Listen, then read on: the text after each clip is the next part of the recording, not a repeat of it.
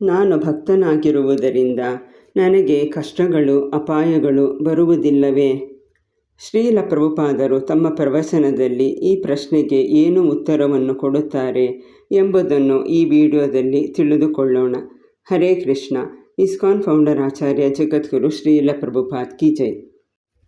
ಕುರುಕ್ಷೇತ್ರ ಯುದ್ಧಕ್ಕೆ ಮುನ್ನ ಪಾಂಡವರು ಅನೇಕ ಸಂಕಷ್ಟಗಳನ್ನು ಅನುಭವಿಸಿದರು. ಅವರಿದ್ದ ಲಾಕ್ಷಾಗೃಹಕ್ಕೆ ಬೆಂಕಿ ಹಚ್ಚಲಾಯಿತು. ಭೀಮನಿಗೆ ವಿಷವನ್ನು ಉಣಿಸಲಾಯಿತು.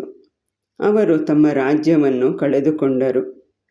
ಅವರ ಪತ್ನಿಯಾದ ದ್ರೌಪದಿಯನ್ನು ತುಂಬು ಸಭೆಯಲ್ಲಿ ವಿವಸ್ತ್ರಳನ್ನಾಗಿ ಮಾಡುವ ಪ್ರಯತ್ನ ನಡೆಯಿತು. ಹೀಗೆ ಇನ್ನೂ ಅನೇಕ ತೊಂದರೆಗಳಿಗೆ ಅವರು ಒಳಪಟ್ಟರು. ಆದರೆ ಈ ಎಲ್ಲ ಅಪಾಯಗಳ ನಡುವೆ ಭಗವಂತನಾದ ಕೃಷ್ಣನು ಅವರೊಂದಿಗಿದ್ದನು.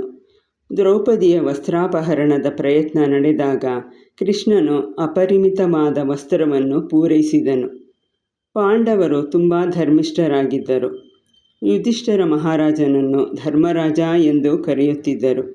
ಭೀಮ ಮತ್ತು ಅರ್ಜುನರು ಮಹಾನ್ ಭಕ್ತರು ಮತ್ತು ಮಹಾನ್ ವೀರರಾಗಿದ್ದರು.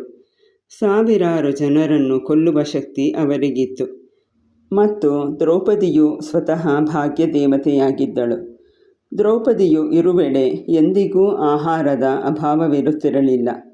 ಮೇಲಾಗಿ ಕೃಷ್ಣನು ಯಾವಾಗಲೂ ಅವರೊಂದಿಗಿದ್ದನು. ಆದರೂ ಅವರು ಅನೇಕ ಸಂಕಷ್ಟಗಳನ್ನು ಅನುಭವಿಸಿದರು. ಆದ್ದರಿಂದ ನಾನು ಕೃಷ್ಣ ಭಕ್ತನಾಗಿರುವುದರಿಂದ ನನಗೆ ಯಾವುದೇ ಕಷ್ಟಗಳು ಅಪಾಯಗಳು ಬರುವುದಿಲ್ಲ ಎಂದು ನಾವು ಯೋಚಿಸಬಾರದು. ಪ್ರಹ್ಲಾದ ಮಹಾರಾಜನು ಎಷ್ಟು ಸಂಕಷ್ಟಗಳಿಗೆ ಒಳಗಾದನು, ಪಾಂಡವರು ಎಷ್ಟು ಅಪಾಯಗಳಿಗೆ ಒಳಗಾದರು ಮತ್ತು ಹರಿದಾಸ ಠಾಕೂರರು ಸಹ ಎಷ್ಟು ಕಷ್ಟಗಳನ್ನು ಅನುಭವಿಸಿದರು.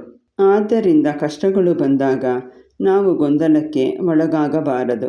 ಭಗವಂತ ಕೃಷ್ಣನು ಇದ್ದಾನೆ, ಅವನು ನನಗೆ ಖಂಡಿತವಾಗಿಯೂ ರಕ್ಷಣೆ ಕೊಡುತ್ತಾನೆ ಎಂಬ ದೃಢವಾದ ವಿಶ್ವಾಸ ನಮಗಿರಬೇಕು.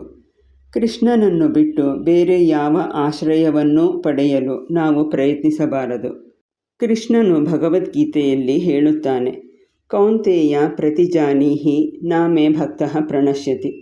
ನನ್ನ ಭಕ್ತನು ಎಂದೂ ನಾಶವಾಗುವುದಿಲ್ಲ ಎಂದು ಧೈರ್ಯವಾಗಿ ಘೋಷಿಸು ಎಂದು ಕೃಷ್ಣನು ಅರ್ಜುನನಿಗೆ ಹೇಳಿದನು.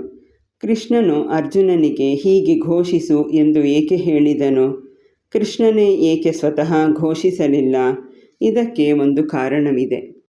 ಕೃಷ್ಣನು ಭಕ್ತವತ್ಸಲನಾಗಿರುವುದರಿಂದ ತನ್ನ ಭಕ್ತನ ವಾಗ್ದಾನವನ್ನು ಅಂದರೆ ಮಾತನ್ನು ಉಳಿಸಲು ತನ್ನ ವಾಗ್ದಾನವನ್ನು ಒಮ್ಮೊಮ್ಮೆ ಮುರಿಯುತ್ತಾನೆ. ಆದರೆ ತನ್ನ ಭಕ್ತನು ಮಾಡಿದ ವಾಗ್ದಾನವು ಎಂದಿಗೂ ಮುರಿಯದಂತೆ ಕೃಷ್ಣನು ನೋಡಿಕೊಳ್ಳುತ್ತಾನೆ. ಇದು ಕೃಷ್ಣನ ಕೃಪೆ.